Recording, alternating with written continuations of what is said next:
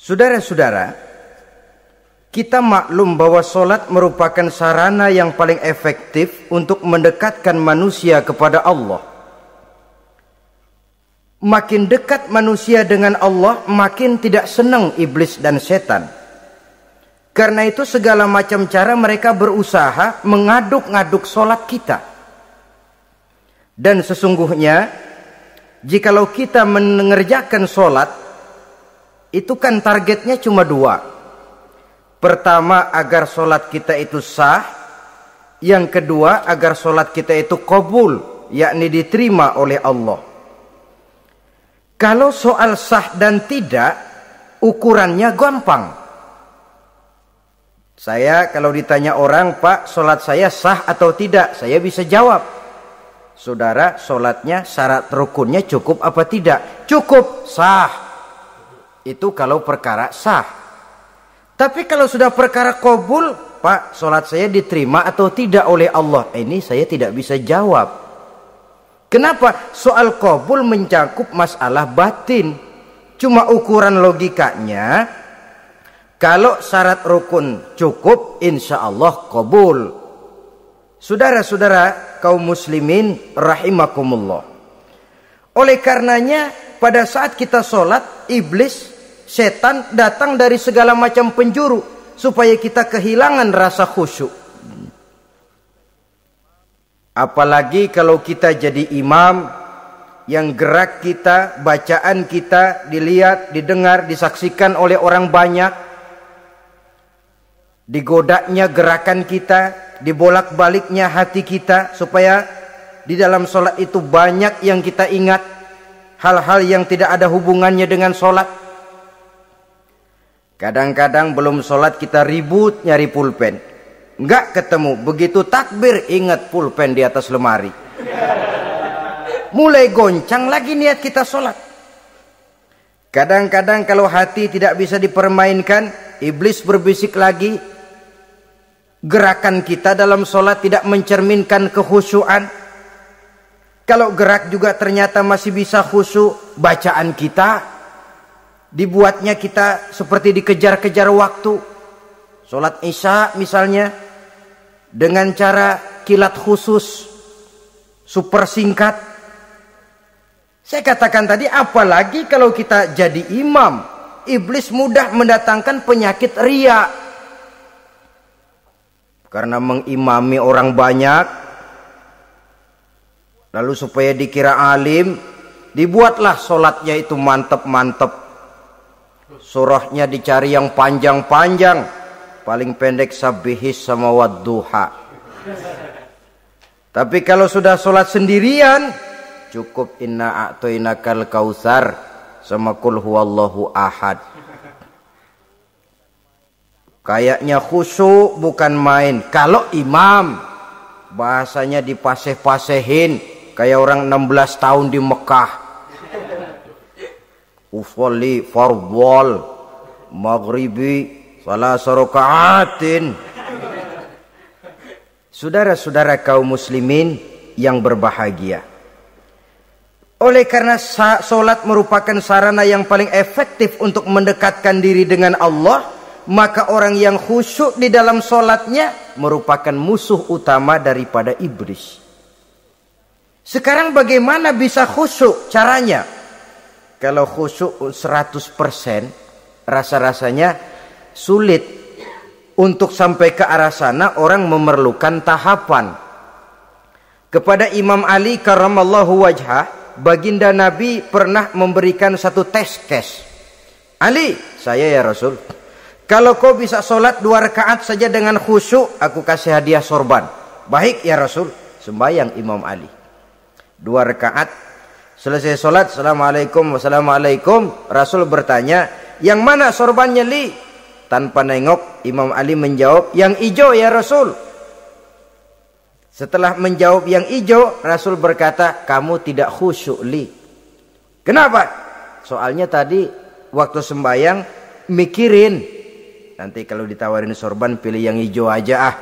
Sehingga begitu ditanya, refleks menjawab, yang mana Li? Yang hijau saja ya Rasul. Oleh karena itu, menurut Al-Imam Nawawi, pada tingkatan yang paling sederhana, sudah sampai ke tingkat khusyuk, asal pada waktu takbiratul ihram ingat kepada Allah. Tapi jangan lupa, itu tangga pertama. Jangan ada fatwa begini lalu aman.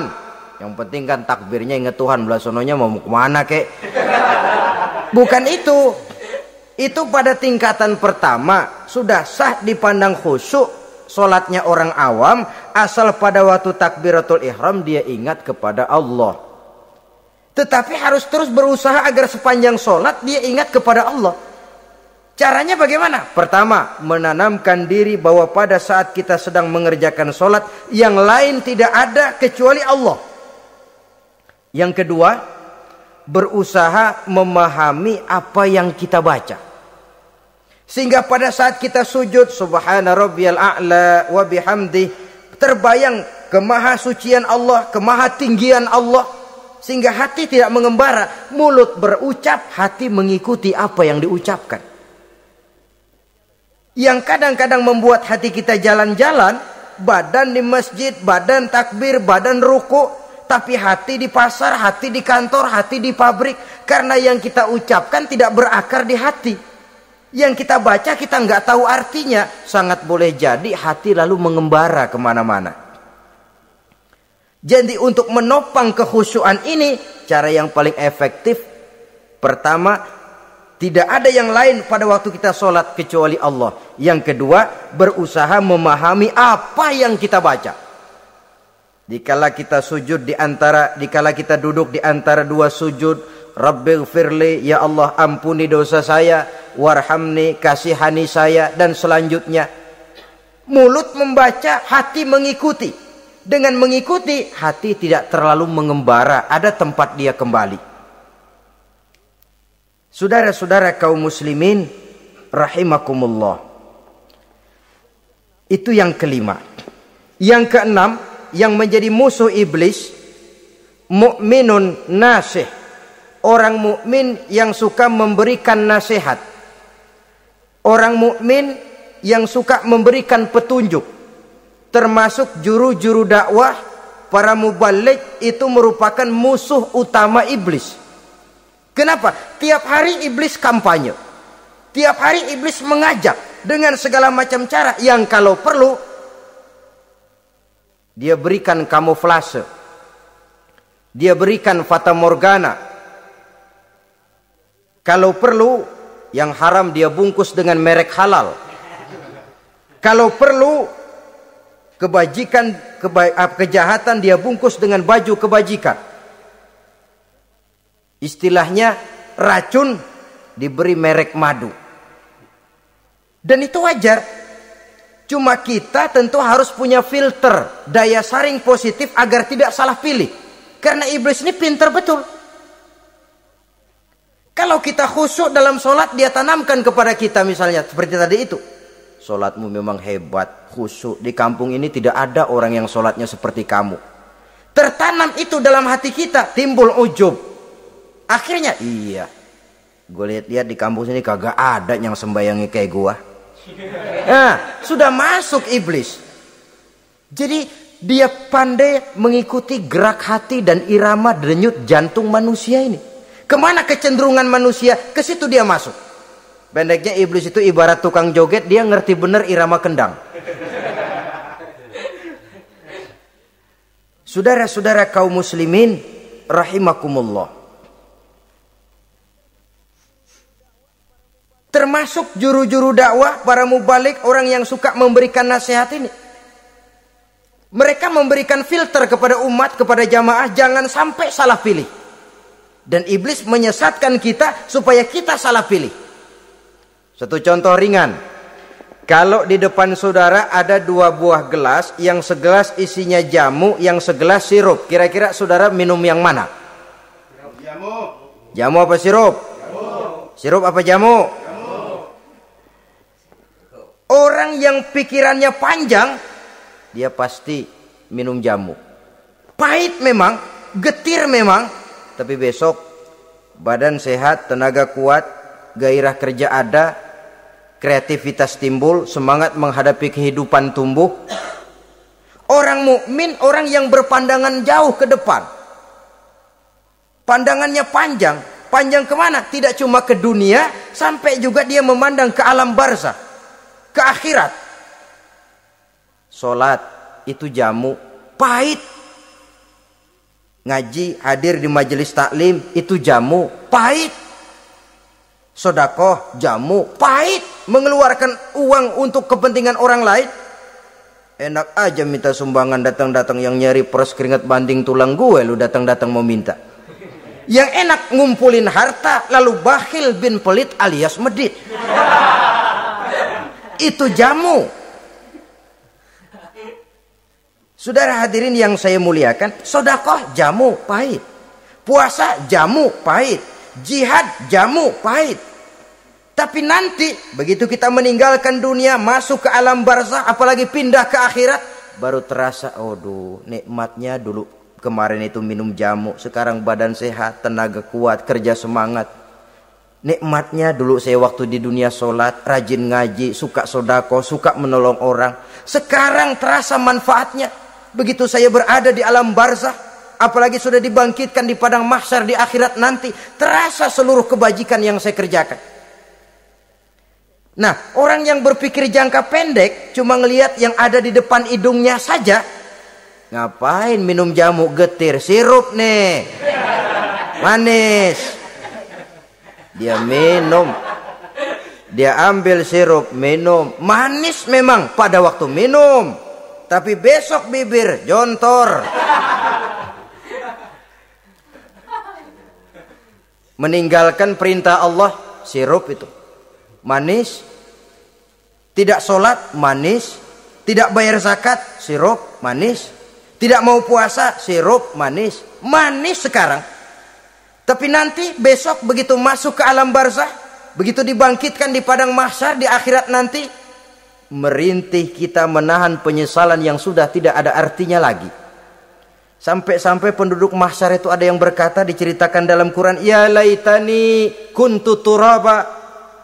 Wahai celaka, kenapa kita nggak jadi tanah saja? Menyesali kejadiannya. Andai kata mereka bisa kembali ke hidup di dunia lagi, mereka akan minta kejadian yang kedua untuk berbuat baik. Tapi tentu sudah penyesalan yang tidak ada gunanya lagi. Maka saudara-saudara, emang cuman jalan duluan kecebur di sumur yang nyesel duluan. Ada orang jalan, yang paling depan kecebur di sumur, itu tuh, gue nyesel duluan katanya. Nyesel duluan. Yang lain mesti nyeselnya belakangan. Saudara hadirin yang saya muliakan. Nah, orang yang suka memberikan nasihat kepada orang lain dimusuhi iblis. Kenapa? Tentu nasihat yang membawa kebaikan. Iblis nggak senang betul itu. Kita nasihatin teman, udah berhenti dah, jangan pada mabuk lagi. Iblis gergetan bener. Ini orang dilarang lagi. Kita nasihati teman, udah jangan masang-masang lagi dah, nggak bakalan kena, dikebohongin. Nggak ada orang jadi kaya masang judi, bangkrut malah loh. Ini kan termasuk tipu daya iblis, judi dinamain sumbangan. Itu sama saja itu, madu, racun mereknya madu. Judi dinamain sumbangan. Kalau Kang Beca pada nyumbang. Kayak orang kaya lagunya.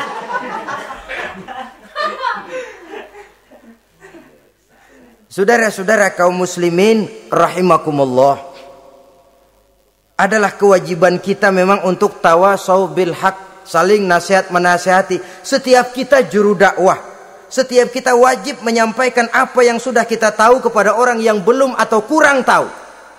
Saudara yang bisa bismillah wajib mendakwahkan bismillah itu kepada orang yang belum tahu bismillah. Saudara bisa Fatihah harus menyampaikan itu kepada orang yang belum bisa Fatihah. Persetan dengan orang lain. Apalagi yang cuma kerjanya ngeritik saja, lu baru bisa Fatihah doang udah ngajar. Biar aja yang diajarin gak bisa Fatihah kok. Apa masalahnya pemerataan di bidang keilmuan? Sebab memang biasa penonton itu selalu lebih pandai menilai, kayaknya lebih pintar dari yang main. Sama saja orang nonton bola ngomel melulu, padahal dia sendiri belum tentu bisa main. Dengerin orang pidato pun begitu. Monten bisa. Wah, kalau dia yang pidato 1 jam kayak semenit. Tapi kalau si Ano tuh kita udah pegel belum juga mau berhenti. Monten bisa. Coba dia suruh pidato udah 1/4 jam masih ama ba'du. Apa mau dibilang ama ba'du?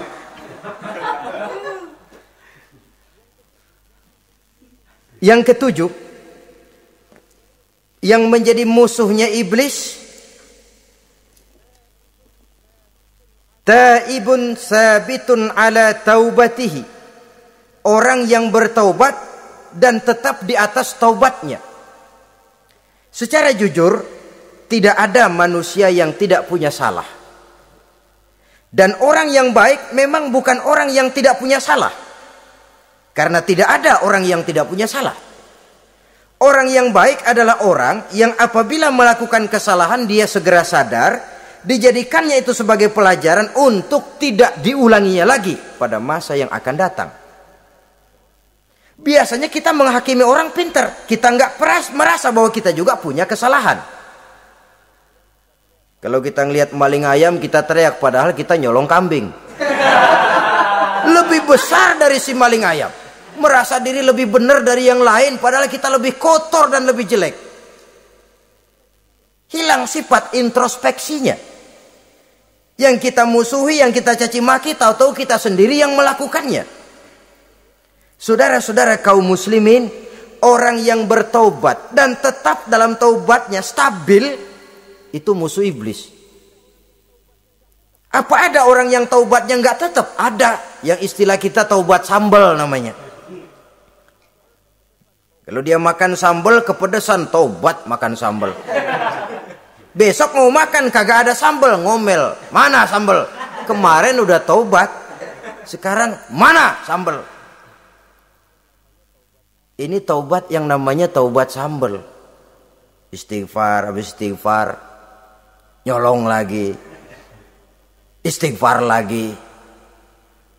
Besok nyolong lagi, istighfar lagi. Itu taubat yang tidak tetap namanya. Allah Maha Pengasih dan Penyayang dengan segala kebesarannya. Ia akan memaafkan segala perbuatan yang bersifat salah dari hamba-hambanya.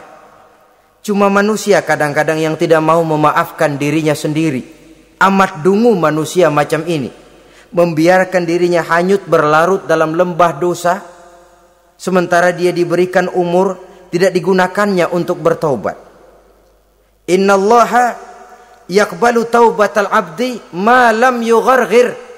Allah senantiasa akan menerima taubat seorang hamba sepanjang nafasnya belum sampai di tenggorokan. Kalau nafas sudah sampai di tenggorokan baru berniat taubat, kasib terlambat. Kayak Fir'aun. Fir'aun itu begitu ditenggelamkan di lautan merah, udah cengap-cengap mau mampus, baru ngomong dalam sekaratnya, amantu bi Rabbi Musa wa Harun. Kalau begini mah saya juga percaya sama Tuhannya Musa. Udah sekarat baru mau taubat, malaikat maut gemes banget dilelepin, mati.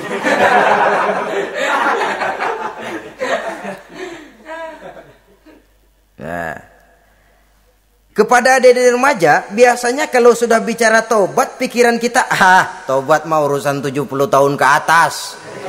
Kita masih lama ini. Sebenarnya tidak. Masalah taubat adalah masalah salah dan dosa. Masalah salah dan dosa adalah masalah manusia. Sejak dia akil balik sampai ajal datang merenggut nyawa. Hidup ini tidak selalu berjalan mulus. Hidup ini tidak selalu berjalan di atas kertas putih.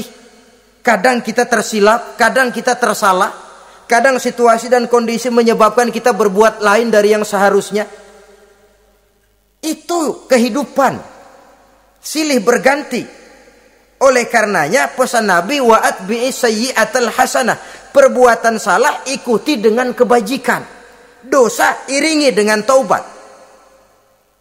Jangan nunggu, saya untuk taubat takut nanti bikin lagi. Nah, ini namanya punya harapan mau bikin lagi.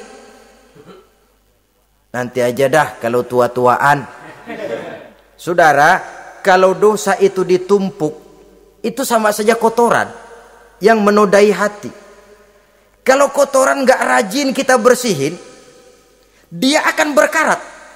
Dan kalau sudah berkarat, sudah sulit untuk dibersihkan. Itu makna ungkapan Imamul Ghazali, hati manusia sebening kaca.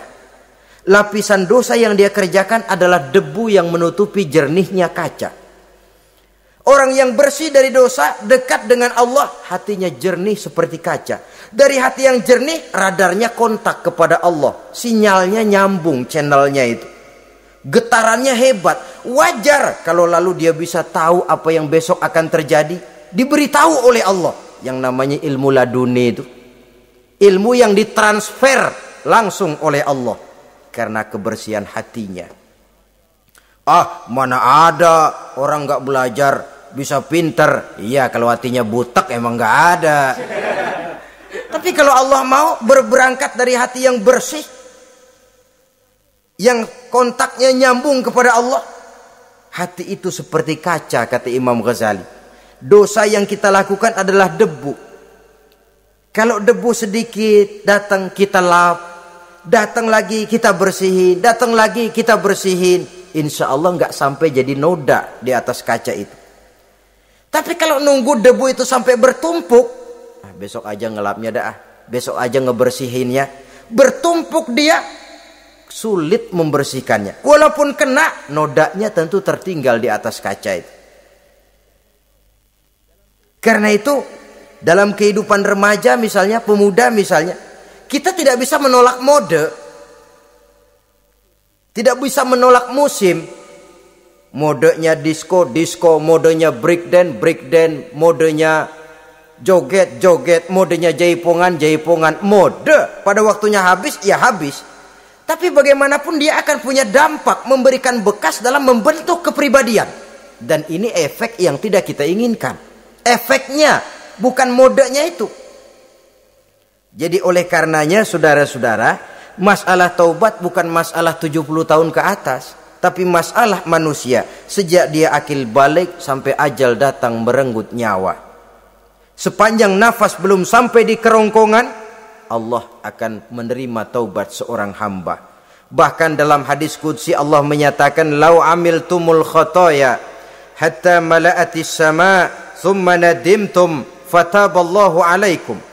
Kalaupun kamu berbuat dosa sampai penuh langit dengan dosamu, kemudian kamu bertaubat dan menyesal, Allah pasti akan menerima taubatmu. Jadi orang yang taubat dengan sebenarnya dan tetap dalam taubatnya, itu musuh iblis. Tapi orang yang taubatnya angin-anginan, iblis demen banget.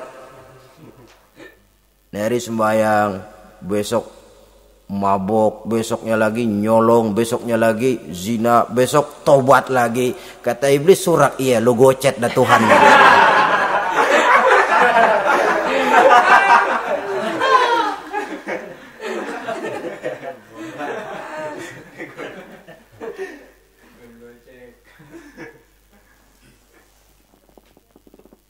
Selanjutnya yang ke-8, musuh iblis, musuh setan, mukminun yudawi mu'alat taharah.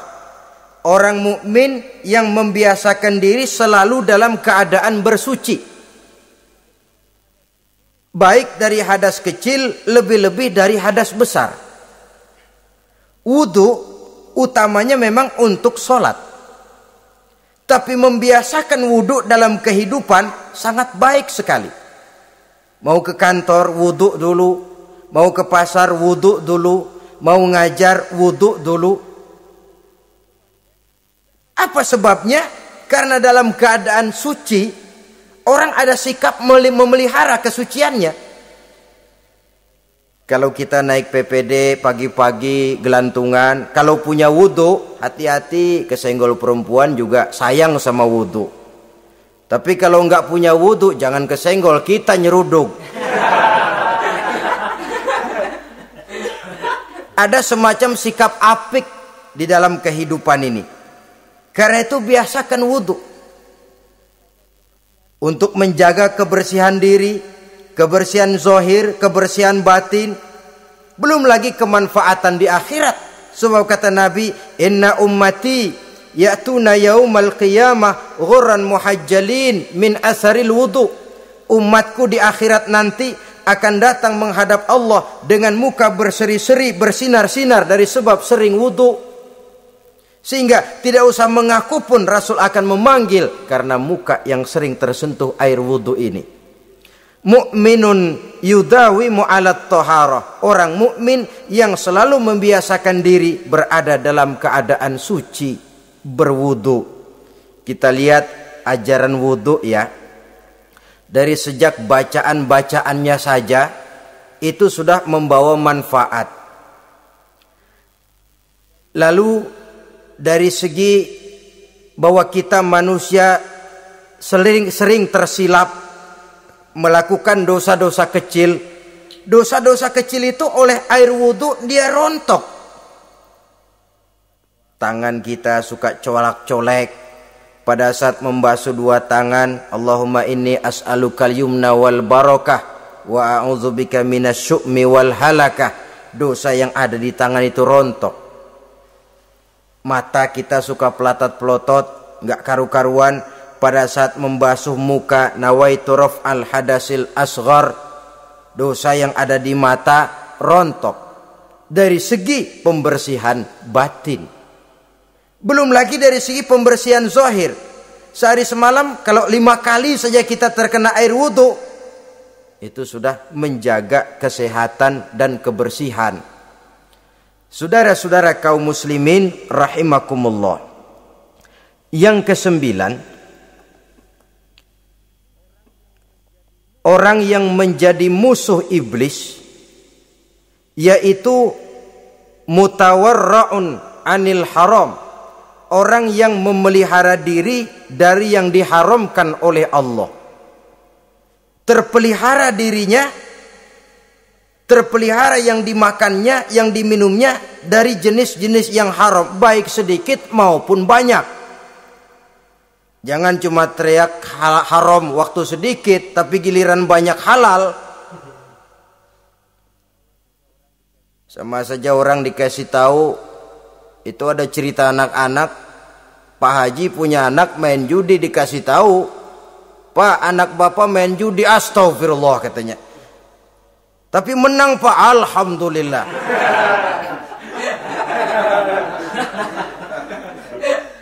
Ini kan sama saja. Giliran sedikit dibilang haram karena dia nggak dapat jatah, begitu dapat banyak dan dia kecipratan jadi halal. Yang sedikit haram, banyaknya pun juga haram. Yang banyaknya haram, sedikitnya juga haram. Ada orang bilang minuman keras kalau nggak mabok kan nggak haram. Yang memabukkan banyaknya, sedikitnya tetap saja haram. Ma askaro kasiruhu faqaliluhu haramun. Apa yang banyak menyebabkan jadi mabuk, sedikitnya pun juga haram.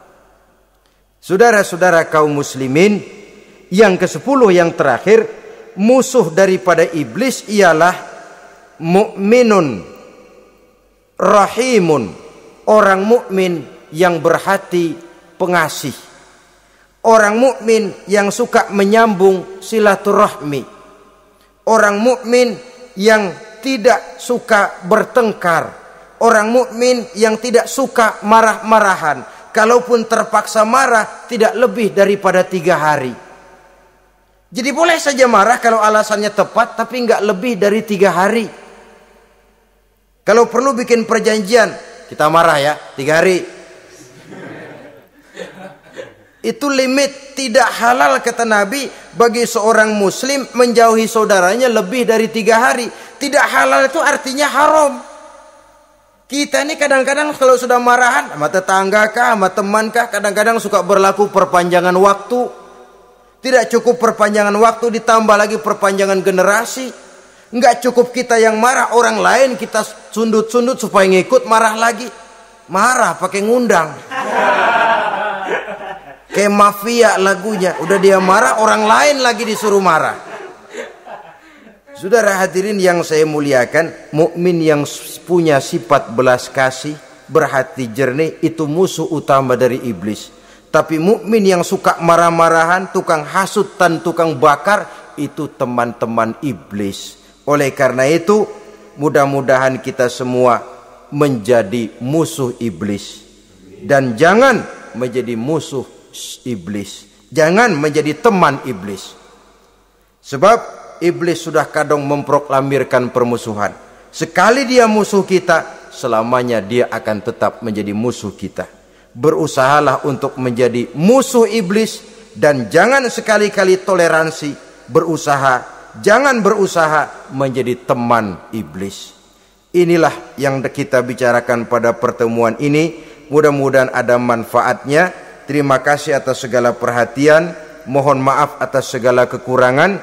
Wassalamualaikum warahmatullahi wabarakatuh. Waalaikumsalam warahmatullahi wabarakatuh.